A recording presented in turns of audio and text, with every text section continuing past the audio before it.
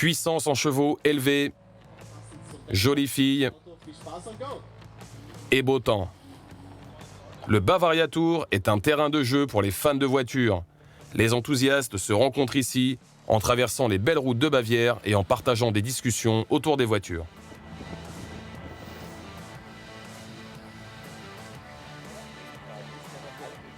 L'atmosphère est vraiment très cool, tout comme les voitures.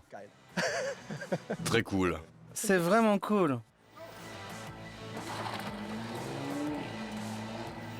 Les tours en voiture de sport sont de plus en plus populaires.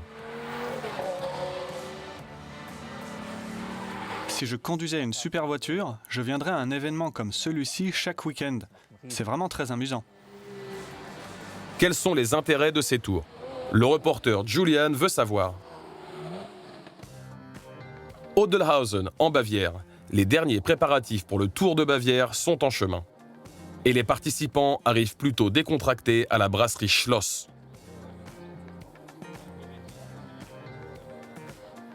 Bernhard Schrammel est l'organisateur. Il arrange depuis 2012 des voyages exclusifs.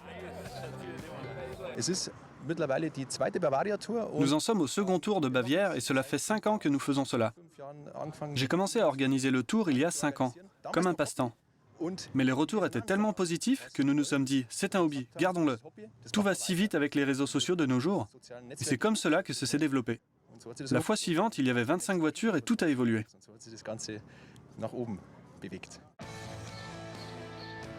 Nous voudrions comprendre pourquoi les voitures de sport sont-elles tellement à la mode. Et pour cela, nous devons faire un tour comme il se doit. Nous avons choisi ce monstre vert, la Mercedes de 426 kW, la AMG GTR. Une des voitures les plus incroyables ayant été produite sur le marché. Je suis très satisfait de la AMG GTR, que nous avons mis de côté pour le Tour de Bavière. Elle est un monstre de virage et je sens que je vais être assez bon pour ce tour. Et cette couleur, Green Hell Magno, je suis tombé amoureux de cette couleur. Et je suis assez impatient de voir comment les autres participants vont réagir. Avant que les voitures ne démarrent, les pilotes reçoivent des consignes de sécurité, puis montent enfin dans les voitures.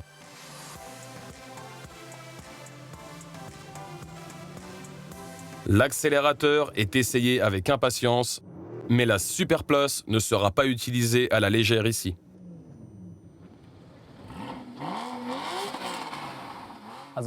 Ici, on ne conduit pas simplement d'un point à un autre, même si ce sera déjà assez pour moi. Je pense que c'est vraiment bien que nous ayons d'autres challenges sur le chemin. Nous avons par exemple le test sonore. Quelle voiture de sport est la plus bruyante? Nous avons pu déjà apprécier le Dr Leadfoot, un malheureux animal écrasé, qui est notre mascotte dans chaque course que nous faisons. Et à la fin, il y a un questionnaire sur la Bavière. Celui qui a la meilleure moyenne gagne finalement la Coupe de lait de l'Ouest. Les filles de la course envoient les 25 participants en fonction de leurs résultats. La première destination intermédiaire des 230 km de route est le lac Starnberg.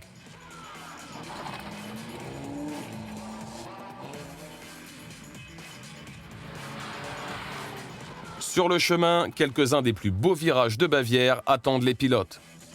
Et la météo est en leur faveur, malgré les mauvaises prédictions. 12 Porsche sont dans la course. Ce n'est pas une coïncidence. La première course de voiture s'adressait uniquement à des véhicules de Zuffenhausen. Et une dominante de Porsche est restée.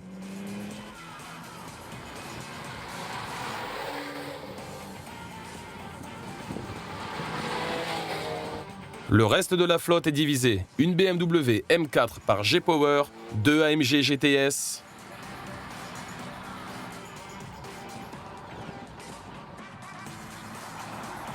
une Lamborghini Murcielago violet métallisé ou encore une Corvette Z06 modifiée.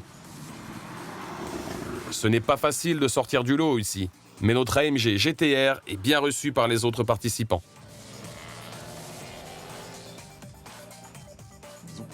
Vraiment très cool. C'est vraiment une super voiture. On est ici avec la AMG GTS. Et bien sûr, c'est un peu plus extrême.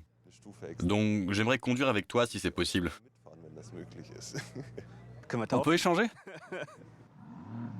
La voiture avec le meilleur son. Étonnamment, la voiture s'en sort très bien face aux autres participants. Et j'ai eu une seule personne qui a dit « c'est pas vraiment mon type », mais tous les autres adorent et la couleur a aussi beaucoup de succès.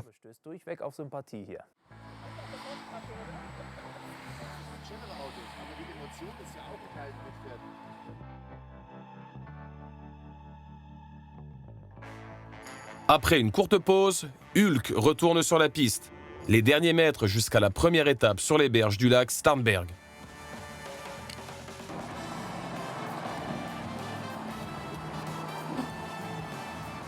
Quand la première voiture est arrivée, Petrus a nettoyé les voitures de luxe encore une fois. La pluie est-elle un problème pour les participants ?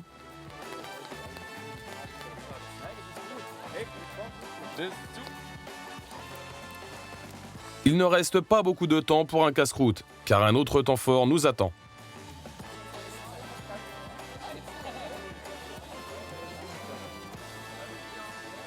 On assiste à un voyage dans le temps. Marty McFly s'est catapulté dans le temps parmi nos participants à l'aide de sa DeLorean DMC-12. La voiture produite en Irlande du Nord a d'abord été un fiasco et doit toute sa gloire au film Retour vers le futur.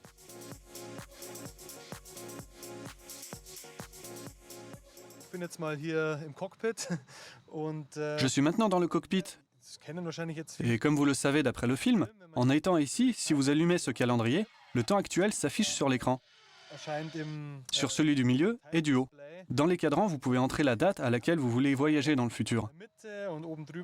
Et puis cette ligne orange est le dernier moment duquel vous êtes parti. Vous pouvez tout programmer ici. Ici, il y a un bouton avec lequel vous pouvez impulser le changement de temps. Ensuite, le compteur augmente à 88.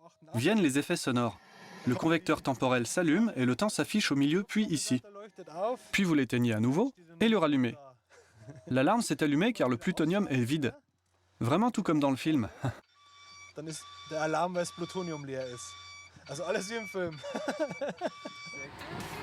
Et les autorités l'ont accepté comme ça ?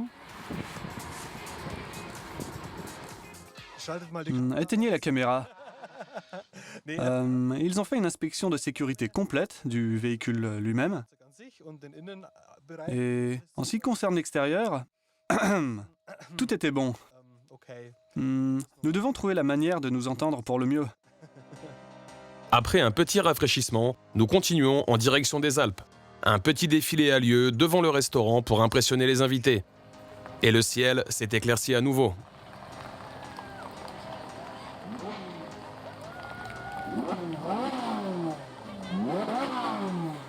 Rally Feeling s'étend.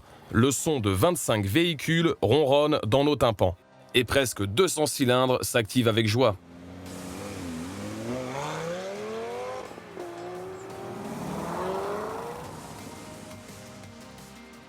Conduire une voiture de course est toujours très amusant, sans aucun doute. Nous observons ce sentiment étrange dans le groupe, quand notre équipe rend la route plus dangereuse, et la réaction des passants qui prennent des photos, en nous saluant comme s'il s'agissait d'une parade de carnaval à travers le village. Colorée, bruyante, mouillée et joyeuse, la fête des voitures de sport n'est pas si différente d'un carnaval. La seule chose manquante est le lancer de sucreries. Et bien sûr, l'essence qui coule dans les moteurs.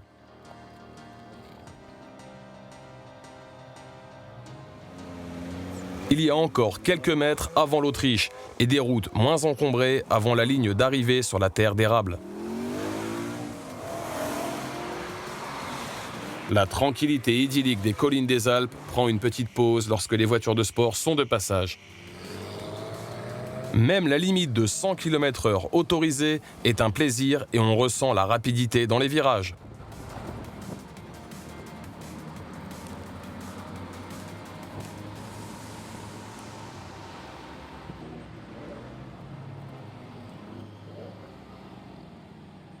Nous sommes maintenant arrivés à notre destination dans notre maison d'hôte alpine.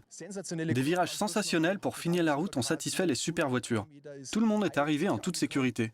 Tout le monde est arrivé sain et sauf. C'était rapide dans les virages jusqu'ici, et si on regarde la ligne d'arrivée, tout a fonctionné à merveille. Tout s'est bien déroulé au niveau de la sécurité. Sur la ligne d'arrivée, tout va bien. Tout est parfait. Réunis une dernière fois, les véhicules des participants sont garés dans l'arrière-cour d'Érable. En quelques chiffres, environ 2 millions d'euros sur roue, un total de 9000 kW répartis en 25 voitures. Ce qui est sûr, c'est que si je conduisais une super voiture, je participerais à de tels événements chaque week-end. C'est vraiment très amusant. Et c'est vraiment un mode de vie, une passion que tous ceux qui sont ici partagent. On peut le voir comme une sortie de classe pour adultes. Pour le moment, c'est un événement réussi. Et bien sûr, nous sommes maintenant curieux de qui va assurer la coupe Golden Edelweiss. La coupe, fabriquée à partir du piston de la Jaguar XK, revient aux heureux gagnants David et Dieter avec leur AMG GTS. Pour eux, le voyage de 5 heures depuis Neuwied, près de Bonn, valait vraiment la peine.